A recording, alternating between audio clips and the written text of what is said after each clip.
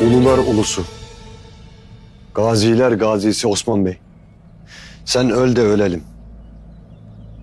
Nerede dur dersen orada duralım. अस्सलामुअलैकुम नाजरीन इस किस्त में हम देखेंगे कि उरहान सरदार और उस्मान सरदार उरहान सरदार से कहते हैं कि आप कबीले का सरदार बन जाएं, लेकिन उरहान साहब कहते हैं कि आप जहाँ कहेंगे वहाँ रुक जाएंगे, मर जाएंगे। लेकिन इन हालात में इस तख्त पर मैं नहीं बैठूंगा, सरदारी कबूल नहीं करूंगा। तो बुरहान साहब कहते हैं कि आप क्या कह रहे हैं उरहान साहब। उरहान साहब कहते हैं मेरा कहना है कि अगर तमाम सरदारान मेरे यहाँ दिल से बैत नहीं करते तो मुझे ये सरदारी कबूल नहीं, मुझे ये सरदारी बिल्कुल भी कबूल नहीं। मेरा कहना है कि तमाम सरदारान मेरे दिल से बैत करें, कोई दोगलापन, कोई तफरीक नहीं होगी। अब मुझे बताएं, क्या किसी के दिल में कोई ऐसा है कि वो मुझे सरदार नहीं देखना चाहता? मुझे बताए, कोई है तो मुझे बताए। उस्मान सरदार के बेटे उरहान कहते हैं कोई है तो बताए। अलाउद्दीन कहते हैं कि नहीं भाई, कोई भी नहीं, सब आपको सरदार देखना चाहते हैं। किसी में भी ये हिम्मत नहीं है कि आपके खिलाफ खड़ा हो। तमाम सरदारान इस पर मुत्फिक होते हैं। चेरकुताई, बोरान और उस्मान सरदार भी इस पर मुत्फिक होते हैं और कहते हैं कि हम आपको सरदार देखना चाहते हैं। उस्मान सरदार कहते हैं कि तुम कारा उस्मान की तरह बातें कर रहे हो।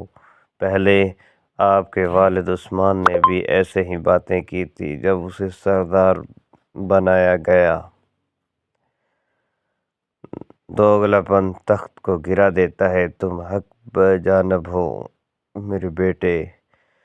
तो तमाम सरदारान इस पर राज़ी होते हैं और उस्मान सरदार कहते हैं अपना हक वसूल करो और कबीले का सरदार बन जाओ। अपने मोहर उस्मान सरदार उरहान को देते हैं और कहते हैं कि अपना हक की अपनी इमानत की हिफाजत करो, और तलवार मुक़द्दस मानते भी उरहान के हवाले कर दी जाती हैं।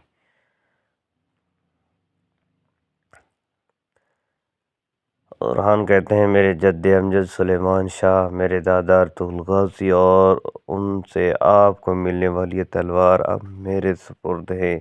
मैं इनकी अपनी जान से भी ज़्यादा हिफाजत करूँगा, अपनी इमानत को अपनी जान से बढ़कर हिफाजत करूँगा। काई और तमाम ओगुस कबाइल की सलामती और इत्तेहाद के लिए इसकी हिफाजत करूँगा। इसमें किसी किस्म की कोई दोगलापन नहीं आने दूंगा, अपनी जान पर खेल कर हिफाजत करूँगा।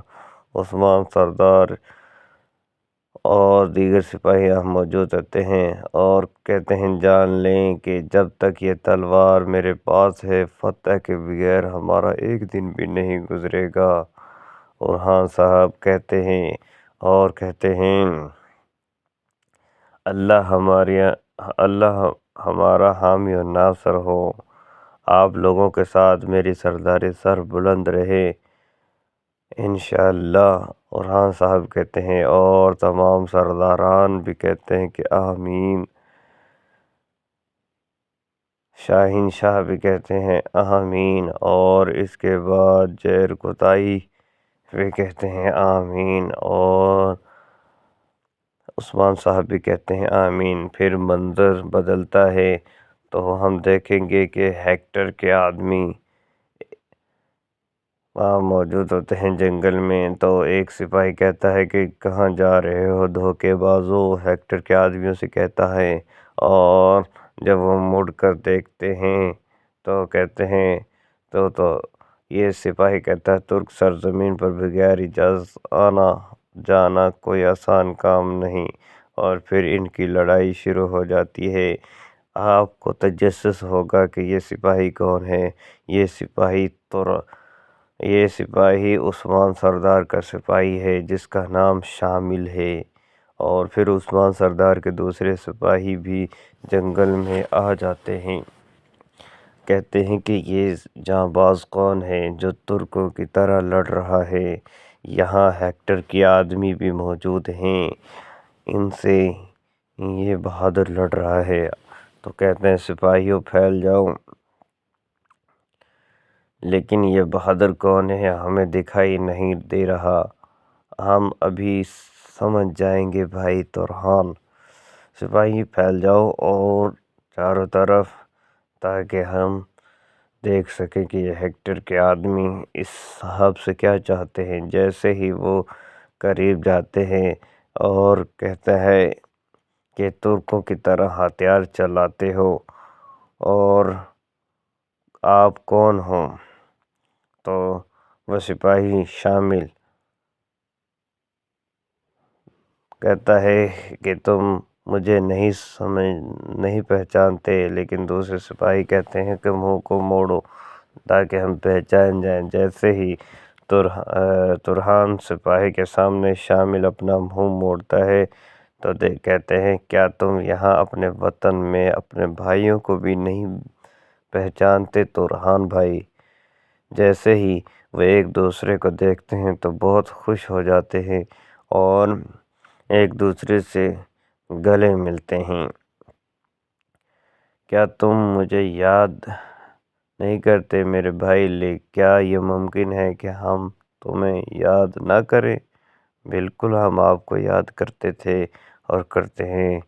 تورخان بھائی گلے مل جاتے ہیں اور پھر دوسرا سپاہی آگے بڑھتا ہے اور وہ بھی گلے ملتا ہے اور پھر سے کسی پہاڑ پر گیدڑ کا پیچھا کر رہے تھے۔ تو ہاں، ہم بھی یہاں پر موجود ہیں۔